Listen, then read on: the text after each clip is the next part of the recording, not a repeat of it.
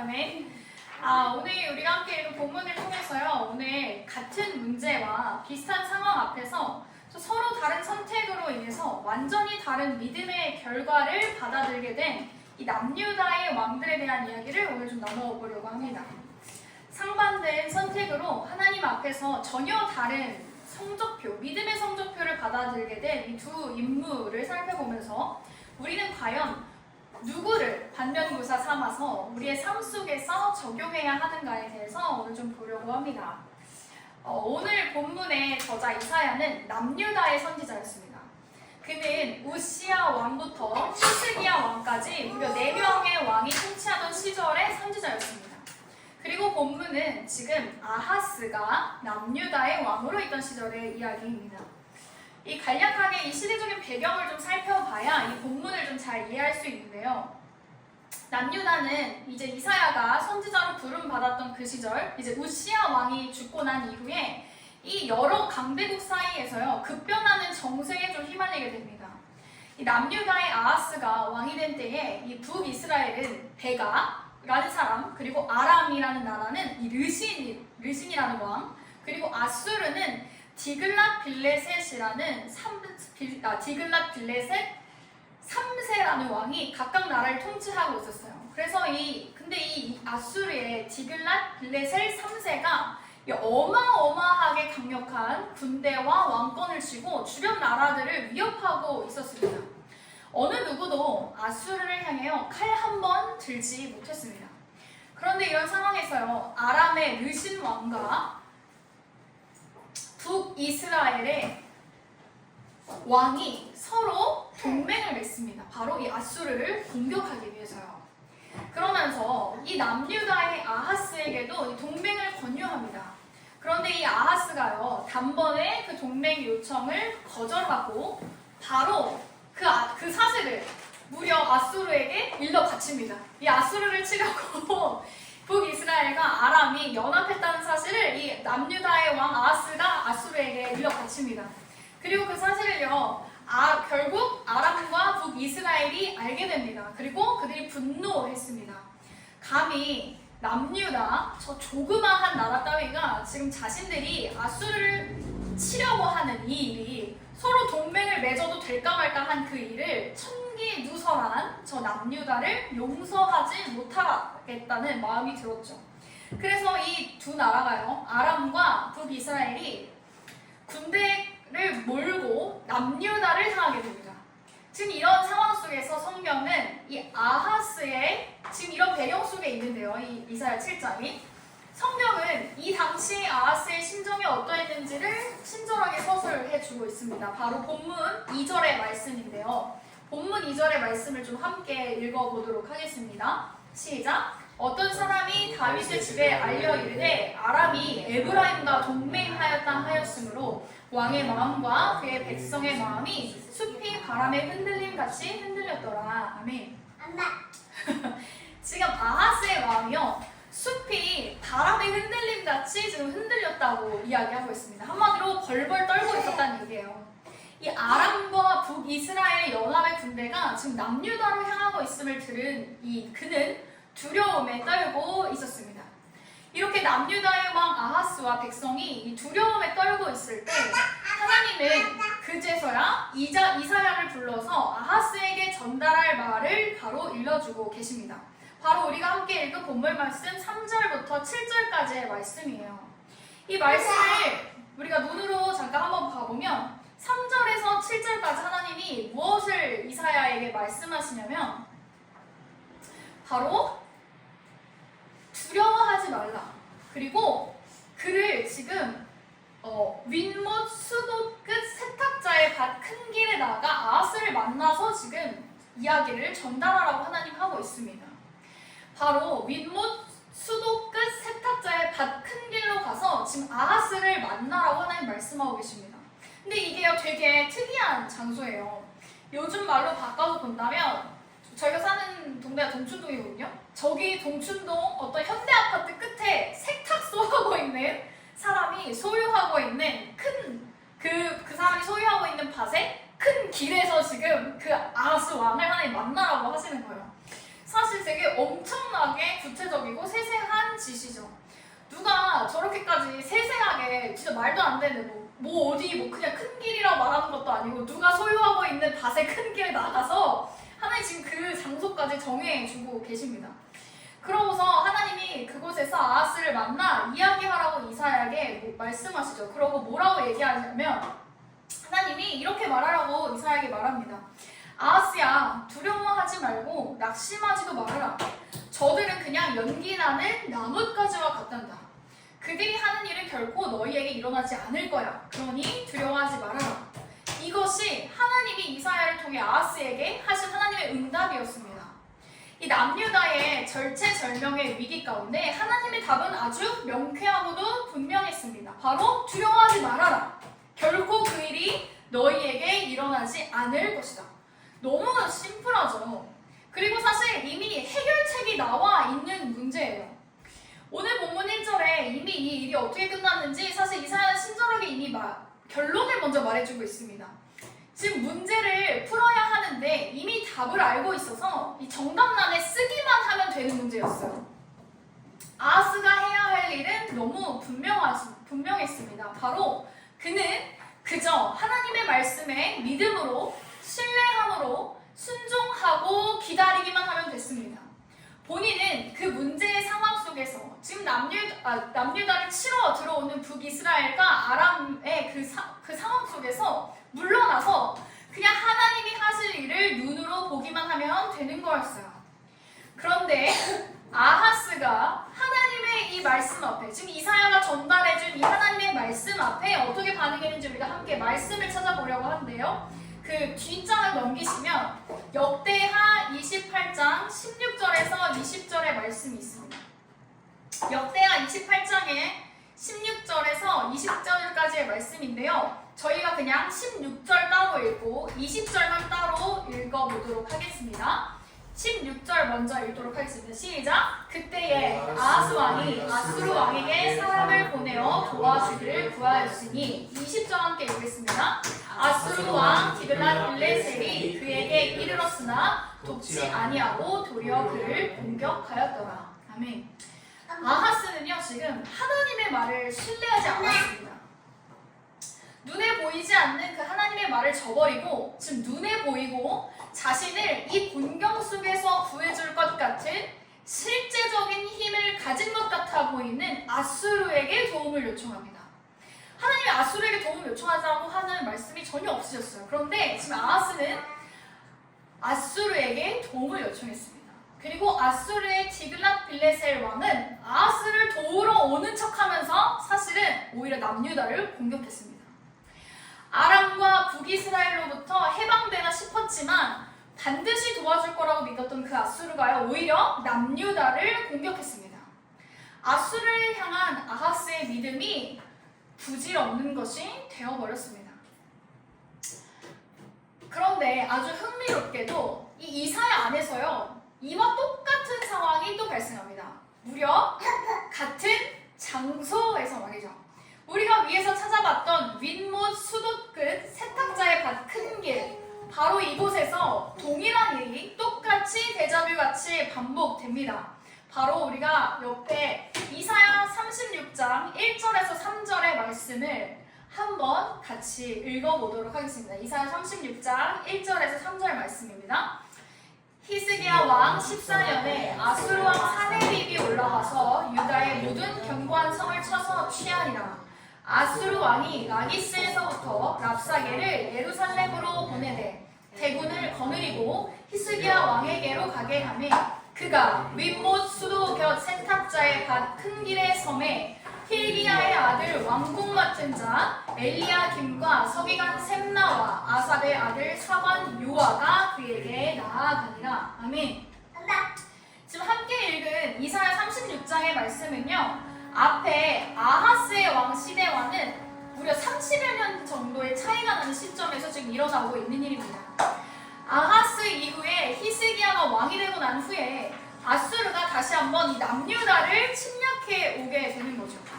아람과 북이스라엘은 이미 아수르의 손에 멸망당했어요. 그렇기 때문에 더 기세등등해진 이 아수르의 사네립이라는 왕이 더욱 막강해진 군대를 앞세워서 남유다의 성을요 모두 함락시키고 이제 단 하나 예루살렘 성만 남겨둔 상황이었어요. 아수르의 장군 랍사게가 대군을 거느리고 윗못, 수도곁, 세탁자의 밭 큰 길에 서 있자 지금 남유다의 대신들이 그에게로 나아가는 장면이 지금 우리가 읽은 이사야 36장의 상황입니다. 30년이라는 세월이 지나고 히스기야 앞에 아하스가 겪었던 똑같은 상황이 지금 펼쳐지고 있었습니다. 심지어 놀랍게도 동일한 그 장소에서 말이에요. 제가 아까 언급한 진짜 말도 안 되는 장소, 윗못, 수도곁, 세탁자의 밭 큰 길에서 지금 그 장소에서 똑같은 일이 지금 데자뷰같이 반복되고 있습니다. 그리고 이 상황 속에서요, 하나님은 이사야를 통해서 또 이 히스기야에게 이렇게 말씀하고 계십니다. 이사야 37장 5절에서 7절 말씀인데요. 제가 한번 읽도록 하겠습니다. 이사야가 그들에게 이르되 너희는 너희 주에게 이렇게 말하라. 여호와께서 이같이 말씀하시되 너희가 들은 바 아수르 왕의 종들이 나를 능욕한 말로 말미암아 두려워하지 말라. 보라, 내가 영을 그의 손에 두리니 그가 소문을 듣고 그의 고국으로 돌아갈 것이며 또 내가 그를 그의 고국에서 칼에 죽게 하리라 하셨느니라 하니라. 아멘. 하나님은요 지금 히스기야에게도 두려워하지 말라고 말씀하십니다. 그리고 아수르가 이 예루살렘을 침략하지 않고 그냥 그들의 나라로 돌아가게 될 것이고 그곳에서 오히려 그들이 죽게 될 것이라고 하나님 말씀하고 계세요. 지금 히스기야를 향한 하나님의 말씀 또한 아하스 때와 같음을 우리는 발견할 수 있습니다. 두려워하지 말아라 히스기야야. 결코 저들이 너희를 치는 일은 없을 거야 라는 지금 동일한 음성, 동일한 말씀이 이사야를 통해서 왕의 히스기야에게도 전달되었습니다. 지금 아하스와 히스기야에게 허락된 상황이 모두 똑같음을 우리는 볼 수 있습니다. 아하스와 히스기야가 풀어야 하는 시험의 조건이 지금 모두 똑같습니다. 다른 강한 나라의 침략이라는 상황, 그리고 윗못 수도, 세탁자의 밭 큰 길이라는 어떤 특정한 장소, 그리고 이 상황에 대한 하나님의 말씀, 지금 모든 것이 똑같은 데자뷰 같은 일이 이 둘에게 일어났습니다. 그런데 아하스와 달리 히스기야는 완전 다른 선택으로 다른 결과를 받아들게 돼요. 히스기야는요, 이 이사야가 전해준 하나님의 말씀을 신뢰함으로 그는 처절하고도 간절하게 하나님 앞에 기도합니다. 제가 지지난주에 이 히스기야의 기도에 대해서 좀 설교했었는데요. 히스기야는요, 하나님 앞에 나아가서 자신들을 위협하는 이 아수르를 쫓아달라고 하나님께 기도하지 않고 도리어 하나님의 이름을 망령되게 하며 하나님의 영광을 땅에 떨어진 것 같이 구는 저 아수르를 향한 분노를 하나님께 이야기하면서요, 나를 위협해서 그들 쫓아내주세요가 아니라 하나님의 이름을 더럽히는 저들을 향해 하나님이 하나님 되심을 드러나게 해달라고 간절하게 기도했습니다. 나의 어려움과 문제 때문이 아니라 하나님의 이름이 욕되게 되고 그리고 하나님의 영광을 땅에 썩어질 다른 신들과 동일시 여기는 아수르의 태도를 하나님께서 벌하시고 하나님의 이름이 온 열방에 드러나기를 기도합니다.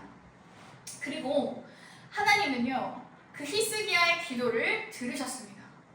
아수르는요, 예루살렘 성을 단 하나도 건드리지 못하고 그들의 나라로 돌아갑니다. 남유다는요, 아수르에게 예루살렘 성을 지켜냈습니다. 사랑하는 여러분, 지금 동일한 문제, 어려움 앞에서요, 아하스와 히스기야의 너무도 상반된 결과, 그들의 믿음의 성적표를 받아들게 된 이유는 무엇일까요?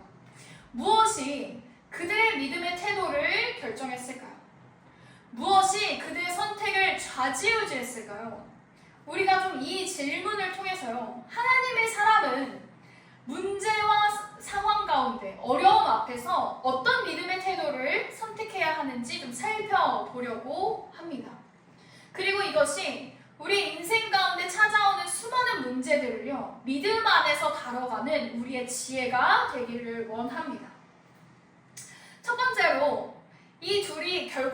달랐던 이유는 언약에 대한 신뢰, 이 언약에 대한 신뢰가 그들의 결과를 다르게 했습니다.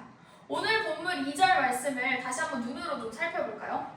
2절 말씀에 7장 2절입니다. 이사야 7장 2절 말씀에 이렇게 기록되어 있어요. 어떤 사람이 다윗의 집에 알려 이르되 아람이 에브라임과 동맹하였다 하였으므로 왕의 마음과 그의 백성의 마음이 숲이 바람에 흔들림 같이 흔들렸더라. 아멘. 지금 아하스에게요, 지금 이 아람과 북이스라엘이 쳐들어오게 된 상황을 어떤 사람이 지금 전하고 있는 장면인데, 그런데 여기서 좀 주목할 만한 표현이 있습니다. 바로 다윗의 집이에요. 다윗의 집. 지금 아하스가 있는 이 남유다의 예루살렘의 성을요, 성경의 저자는 의도적으로 다윗의 집이라는 단어를 선택해서 사용하고 있습니다. 다윗의 집, 이것은요 아주 의도가 있는 단어 선택이었어요. 바로 하나님이 다윗에게 하신 언약을 상기시키는 역할을 하고 있습니다.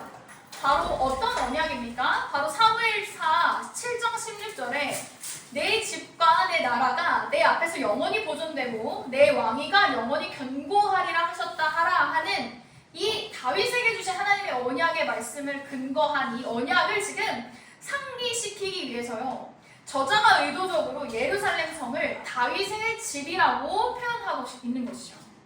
하나님은 다윗에게 영원한 약속, 언약을 주셨습니다. 바로 다윗의 집이 견고하게 보존되고 다윗의 왕위가 견고하게 될 것임을 하나님이 약속하셨어요. 그리고 그 언약은 다윗에게만 해당되는 것이 아니라 다윗의 후손들, 다윗의 뒤를 이어 왕위를 물려받게 될 후대의 왕들에게도 해당되는 언약이었습니다.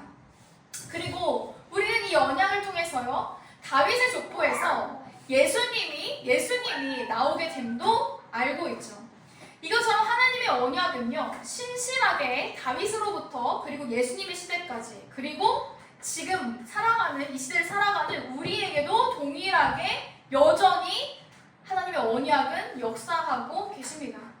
그렇기에 하나님의 약속은 늘 신실하며 영원하죠. 지금 성경의 저자는 의도적으로 아하스에게 하나님이 그의 조상 다윗과 하신 언약의 존재를 각인시키기 위해 다윗의 집에 그 사실을, 전쟁이 이제 곧 일어날 거라는 그 사실을 알렸다고 이야기합니다. 아하스에게 아람과 북이스라엘이 침략 가운데도 영원히 변하지 않을 약속, 하나님께서 친히 약속하셨던 그 언약을 지키신 하나님의 성품과 존재에 대해서 지금 알려주고 있는 것이에요. 그 이후에 이사야가 아하스에게 전달할 말들은 사실 그 하나님의 언약, 그 다윗의 언약, 하나님이 다윗에게 주신 그 언약에 기반한, 그리고 아주 당연한 하나님이 하실 일들에 대한 것들이었어요. 하나님이 그를 위해, 남유다를 위해, 언약을 지키시기 위해 어떻게 일하실 것인지에 대한 소망을 이사야는 이야기했습니다. 하지만 아하스는 하나님의 언약을 신뢰하지 않았기에 하나님의 말을 그저 허무맹랑한 헛소리로 여길 수밖에 없었어요. 하나님의 말씀을 믿기 어려웠죠.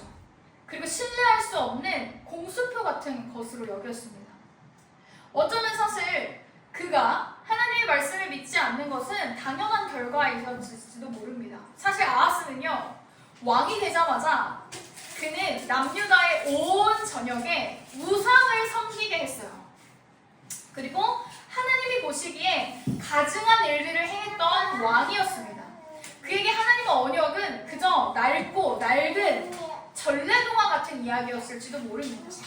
그의 모든 행실 속에서 하나님을 향한 사랑과 존중, 하나님의 성품에 대한 신뢰는 전혀 존재하지 않았습니다. 어려움과 문제, 위기 상황을 직면했을 때 그의 불신앙은 더 드러날 수밖에 없었습니다. 그리고 그 불신앙으로 인해 자신의 나라가 결국 파국으로 치닫게 했습니다. 반면에 성경은요, 히스기야를 이렇게 평가합니다. 우리 함께 말씀 읽어볼게요. 열왕기하 18장 3절에서 6절 말씀입니다. 열왕기하 18장 3절에서 6절 말씀입니다. 열왕기하 18장 3절에서 5절에서 6절 말씀을 함께 읽어보도록 하겠습니다. 시작! 히스기야가 그의 조상 다윗의 모든 행위와 같이 하나님께 여호와께서 보시기에 정직하게 행하여 그가 여러 산당들을 제거하며 주상을 깨뜨리며 아세라 목상을 찍으며 모세가 만들었던 노뱀을 이스라엘 자손이 이때까지 향하여 분향함으로 그것을 부수고 느후수단이라 일컬었더라. 히스기야가 이스라엘 하나님 여호와를 의지하였는데 그의 정후 유다 여러 왕 중에 그러한 자가 없었으니 곧 그가 여호와께 연합하여 그에게서 떠나지 아니하고 여호와께서 모세에게 명령하신 계명을 지켰더라. 아멘. 열왕기에 나오는 여러 왕들 중에서요, 히스기야는 하나님이 보시기에 다윗과 같은 왕이었습니다. 그의 모든 행위가 다윗과 같아서 하나님이 보시기에 정직했으며 히스기야는 늘 하나님을 의지했다고 이야기하고 있습니다. 그리고 그는 하나님을 단단히, 여기서 연합하여라고 되어 있는데요, 이 원어의 뜻은 하나님을 단단히 붙잡았다는 얘기예요. 하나님을 단단히 붙잡아서 하나님을 떠나지 아니하고 모세에게 명령하신 그 하나님의 계명을 다 지켰다고 성경이 이야기하고 있습니다. 히스기야는 언약을 지켜 행하던 자였어요. 다윗에게 주신 언약만이 아니라 이스라엘 백성들에게 하나님이 출애굽 이후에 그들과 시내산에서 영원한 언약을 맺으셨죠. 바로 십계명을 주셨습니다. 그리고 모세에게 명령하신 그 계명을 따라 살던 그 십계명을 가지고 그 모세에게 명령하신 그 언약을 따라 살던 사람이 지금 히스기야라고 성경이 이야기하고 있어요. 히스기야는 언약을 지키던 사람이었고 그 언약을 주신 하나님이 어떠한 분인지, 그리고 하나님의 성품은 어떠하며 그 하나님만을 의지하며 살아가는 삶이 얼마나 복된 것인지를 알던 사람이었습니다. 그렇기에 그는 그의 앞에 그가 해결할 수 없는 고난, 어려움, 문제가 닥쳤을 때에도 하나님 앞에 언약을 지금 붙들고 달려나갈 수 있었던 것입니다. 언약에 대한 신뢰로 하나님 앞에 나아가서 그 하나님의 이름 뒤에 숨을 수 있었고 하나님께 주저함 없이 나아가서 의뢰할 수 있었던 것이었어요. 자신이 진정으로 의뢰해야 하는 대상이 하나님이신 것을 아는 사람이 바로 히스기야였던 것입니다. 하나님의 언약을 신뢰했던 자였기 때문에 히스기야는 하나님으로부터 오는 구원을 맛볼 수 있었습니다. 사랑하는 여러분, 저는 여러분도 히스기야와 같이 언약을 붙드는 사람을 되시기를 주님의 이름으로 축복합니다. 아멘. 아멘. 그래서 두 번째로 이제 문제나 어려움 앞에서 이제 우리의 인생을 결정짓는 두 번째 요소는 바로 내 앞에 하나님을 두느냐 혹은 문제를 두느냐입니다. 우리 모두의 삶에는요, 언제나 어려움이 찾아옵니다. 이건 그 누구도 부정할 수 없는 명제이죠. 모든 사람은 인생에서요, 다 어려움을 맞닥뜨리거나 고난을 겪거나 문제들을 마주합니다. 그리스도인도 마찬가지죠. 예수님을 믿는다는 것이요, 어려움이 우리 삶에서 아예 배제되거나 우리 삶에 아예 찾아오지 않거나 영에 수렴하게 해주지는 않습니다. 예수님을 믿는다는 것이요. 예수님을 믿는 자들에게도 동일하게 어려움과 고난은 끊이지 않죠. 그리고 이것이요, 우리의 믿음과 신앙생활에 큰 문제를 야기합니다. 바로 우리를 고통스럽게 하는 문제 앞에서 하나님의 존재가 무능력하게 느껴지게 되는 것. 이것이 우리의 믿음을 자라지 못하게 합니다. 하나님을 믿는다고는 하지만 삶 속에서 찾아오는 문제들 앞에서 우리의 신앙은요, 한없이 가벼워집니다. 우리의 믿음은 한없이 가벼워져요. 더 나아가서는 마치 믿음이 없는 사람인 양 반응하기도 합니다. 이런 현상의 근본적인 원인은요, 내 앞에 하나님 대신 문제를 뒀기 때문입니다. 내 앞에 하나님을 두는 것과요, 내 앞에 문제를 두는 것은 매우 다른 일이고 다른 결과를 가져옵니다. 먼저 문제를 내 앞에 뒀을 때 어떤 일들이 발생하는지 좀 살펴보도록 하겠습니다. 내 앞에 문제를 두게 되면 문제가 너무 커 보입니다. 그리고 문제가 나를 압도하는 것처럼 느껴지죠. 이 문제 앞에서 내가 할 수 있는 게 아무것도 없는 것처럼 느끼게 됩니다. 그래서 무기력함과 무능함을 느끼게 돼요. 그리고 내가 느끼는 이 무기력함을요, 하나님에게도 동일하게 적용합니다.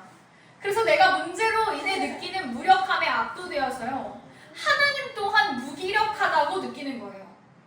바로 내 앞에 문제를 뒀을 때 말입니다. 문제를 뒀더니 하나님의 위대하심과 전능하심은 가려지고 이 무기력한 하나님으로 둔갑하게 되는 것이죠.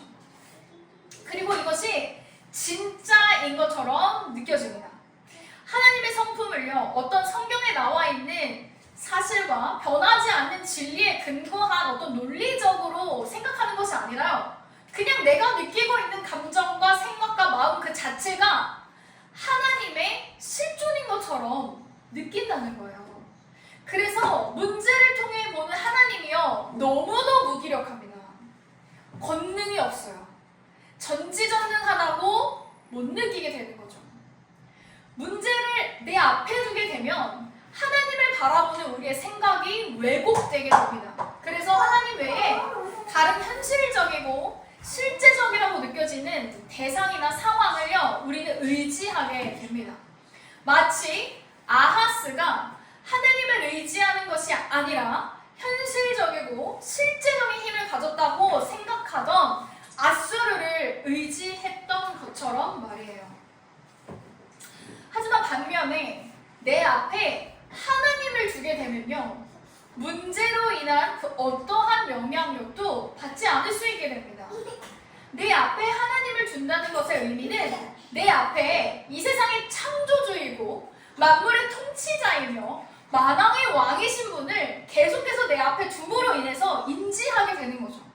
하나님의 어떠한 분을 계속해서 스스로가 상기할 수 있고 인지할 수 있고 기억하게 만들어줍니다. 그리고 내 앞에 계신 하나님이요, 어떤 분인지를 끊임없이 생각함으로 인해 동시에 내가 어떤 존재인지를 계속 보게 만듭니다. 하나님의 위대하심과 전능하심, 그리고 그분의 인자하심과 성실하심, 신실하심, 자비하심을 생각하는 동시에 나란 존재는 대기로 하나님 앞에서 그 어떤 행위로도 스스로 의로워질 수 없는 존재이며 하나님의 도우심 없이 살아갈 수 없는 죄인임을 동시에 깨닫게 된다는 거예요. 그분의 사랑 없이 살아갈 수 없는 존재임을 우리는 자각하게 됩니다. 한마디로 내 앞에 하나님을 두면 겸손해진다는 거예요. 그리고 하나님을 의지할 수밖에 없는 존재임을 늘 깨닫게 된다는 것이죠. 그래서 이 하나님을 통해요, 내 앞에 계신 하나님을 통해 문제를 보게 되면 문제는 아무것도 아닌 게 되는 것이죠. 왜냐하면 그 문제가 내 앞에 계신 하나님을 압도할 수 없는 것임을 깨닫게 되기 때문입니다. 문제가 결코 하나님보다 크거나 위대하다고 느껴지지 않게 되기 때문이죠. 내 앞에 계신 하나님을 통해 문제를 바라보게 된다면 일이 아주 쉬워집니다. 왜냐하면 그저 우리는 그 하나님 앞으로 나아가서 기도하고 의지하고 하나님 앞에 도우심을 의뢰하는 것 이상의 해결책이 존재하지 않다는 것을 우리는 알게 되기 때문입니다. 이렇게 문제를 통해 하나님을 보는 것과 하나님을 통해 문제를 바라보고 해석하는 것은 엄청난 차이를 가지고 있습니다. 그리고 전 이것이 믿는 자들이 우리의 인생 속에서 아주 큰 차이의 결과를 가져온다고 생각합니다. 문제를 통해 하나님을 보는 사람과 하나님을 통해 문제를 바라보는 사람의 인생의 종착점은요, 다를 수밖에 없어요. 결과의 수준 자체가 다릅니다. 마치 오늘 본문의 아하스와 히스기야가 전혀 다른 결과를 받아들게 된 것처럼 말입니다. 문제를 통해 하나님을 보려 했던 아하스에게는 하나님은 무능력한 신이었습니다. 그리고 그 결과로 아수르는 남유다를 침략합니다. 그러나 하나님을 통해서 문제를 바라봤던 히스기야는요, 자신이 유일하게 의뢰할 대상인 하나님 앞에 나아가 기도했고 구원을 요청했으며 이 문제를 하나님께서 돌봐주시기를 간청했을 때 하나님은 그의 기도대로 응답하셨습니다. 그 무시무시한 아수르가 예루살렘 성을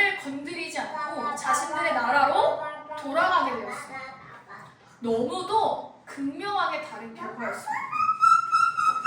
사랑하는 여러분, 저는 여러분이 이 중요한 원리를 깨닫길 원합니다. 하나님을 내 앞에 두는 인생을 여러분이 진정으로 살아내기를 진심으로 바랍니다. 여러분, 수많은 시간을 그리스도인으로 살았음에도 여전히 문제 앞에 두려워 떠는 인생을 여러분 살기 원하십니까? 여러분의 이 남은 인생을 문제 앞에 두려워하고 벌벌 떨어가는 인생으로 살아가길 원하십니까? 문제를 앞에 둬서 하나님을 제대로 보지 못하고 왜곡해서 바라보게 되고 내 삶 속에서 무능력하게 계신 것 같은 그 하나님을 그냥 방치하고 매번 문제가 어려움이 고난이 찾아올 때마다 문제에 압도되어서 살기 바라십니까? 너무 안타깝잖아요. 그렇게 살게 되면 우리 인생이 이 땅에서 아주 잠깐인데 그 시간 내내 우리가 하나님을 오해하고 제대로 알아가지 못한다고 한다는 거면 너무 우리 인생이 아깝지 않습니까?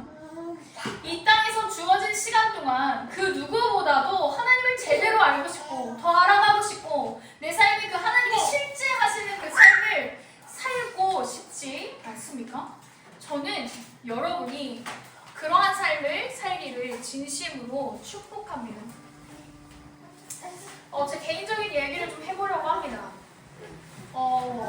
작년 말부터요, 지금까지 제 삶에 일어난 일들이 제게는 좀 상상하지 못한 일들의 연속이었어요. 잘 아시는 분들은 계시겠지만 제가 미국에 들어갈 비자를 거절당하고 저희 가정이 나아갈 바를 알지 못했습니다. 뭘 하고 살아야 하는지, 어디로 가야 하는지 전혀 알지 못한 채로 그냥 예배하고 기도하고 뜻을 구하는 시간들을 보냈어요. 뭔가 저희가 이렇게 하나님 앞에서 좀 믿음으로 반응하면서 사는 모습처럼 보이잖아요? 믿음이 좋아 보이고 되게 보상이 보이겠죠? 하지만 실상은 늘 전쟁이었어요. 전투였어요. 광야의 이 거침을 경험하는 일은 낭만이 없습니다. 마음속에는 늘 두려움과 막막함, 이 두 가지와 싸워야 했어요. 왜냐면 좀 실질적으로 살아가는 데 필요한 좀 재정이 없었기 때문이었어요. 그리고 그 내면의 싸움이 좀 극에 달했을 때가 7월 달이었습니다. 왜인지 모르게 그 달은 정말 마음이 어려웠어요. 재정이 없는 현실적인 문제 앞에서 문제가 아닌 하나님을 내 앞에 최우선으로 두는 연습을 가장 치열하게 했던 시간들이었습니다. 7월에 저희 부부가요, 이제 외부 사역 요청이 좀 2건 있었어요. 그래서 그 외부 사역 준비를 해야 해서 제가 막 설교를 막 준비해야 하는데 계속해서 재정의 압박이 막 동시에 오는 거예요. 그래서 저희 부부가 한날은 기도했습니다. 하나님, 이제 저희가 좀 알바라도 좀 하면 안 될까요? 저희 이제껏 하나님이 일하지 말고 하나님이 주시는 것만 의지하라 하셔서 그렇게 살았는데 이제는 좀 안 될 것 같습니다. 이제는 진짜 저희가 좀 일이라도 좀 해야 될 것 같아요. 알바라도 좀 해야 될 것 같아요. 라는 마음을 좀 가지고 좀 하나님 앞에 좀 뜻을 구했습니다. 하나님 음성을 들었어요. 근데 하나님이 너무나 분명하게 하나님이 저희 부부에게 주신 음성은 우리에게 허락하신 양을 먹이고 입히고 치라라는 마음을 주시는 거예요. 그래서 알았죠. 우회적으로 하나님 간접적으로 우리의 일을 또 하지 말라고 하시는구나. 그냥 하나님 우리에게 주신 양을 먹이고 잘 입히고 또 잘 치는 것이 지금 우리가 해야 될 신음이구나 라고 생각했습니다. 그래서 우리에게 주어진 사역들, 또 우리에게 주어진 사람들, 그리고 열심히 영적으로든 육으로든 먹이자 결단하고 7월 한 달을 문제가 아니라 하나님을 우리 앞에 두는 씨름을 했습니다. 그런데 놀랍게도 우리에게 주신 영혼들을 먹이고 또 예배를 섬기면서 또 삶을 나누면서 하나님의 진리를 가르치는 일에 매진하니까 또 그 한 달을 살아갈 수 있는 제정한 하나님이 허락하시는 것들을 우리가 좀 보았습니다. 경험했어요. 사실 7개월 내내 내 앞에 문제를 둘 것인가 아니면 하나님을 둘 것인가 매 순간의 씨름이 있었지만 이 7월 한 달은 극기 훈련같이 하나님이 저희 부부에게 아주 확실하게 우리 앞에 우리가 둬야 될 대상이 누구인지를 알게 하시고 훈련하셨습니다. 그래서 놀랍게도 8월부터 지금까지 사실은요, 문제인 상황이 달라진 게 없는데 저희 부부의 마음이 또 생각이 달라졌습니다. 우리 앞에 하나님이 있다는 사실을 알고 피부로 경험한 후에는요, 문제가 이전처럼 우리의 마음과 생각을 압도하는 일이 거의 없어졌어요. 그리고 언약을 신뢰하는 마음으로 계속해서 한 걸음 한 걸음 나아가면서 하나님은 진실로 하나님의 언약을 이행하시는 분이시라는 것을 저희 부부가 오롯이 경험하고 있습니다. 더불어 이 교회의 탄생교회. 말씀을 이제 마치고자 합니다. 사랑하는 이곳에 계신 여러분, 오늘 우리는 이사야서에 기록된 두 왕의 이야기를 한번 살펴봤습니다. 그 두 사람은 30년이라는 시간차가 있었음에도 그들이 처한 문제와 상황, 장소, 심지어 문제에 대한 하나님의 말씀이 동일한 상황 속에서요, 다른 선택으로 인해 전혀 다른 결과를 받아들게 됐음을 우리 살펴보았습니다. 그리고 선택의 차이를 가져온 결정적 요인을 함께 살펴봤죠. 첫 번째는 언약을 신뢰했던 자와 신뢰하지 못했던 자. 두 번째로 자신 앞에 하나님을 뒀던 자와 문제를 뒀던 사람. 이 두 가지가 아하스와 히스기야를 전혀 다른 결말로 인도했습니다. 사랑하는 여러분은 어느 편을 선택하시겠습니까? 어떤 믿음의 태도를 소유하고 싶으세요?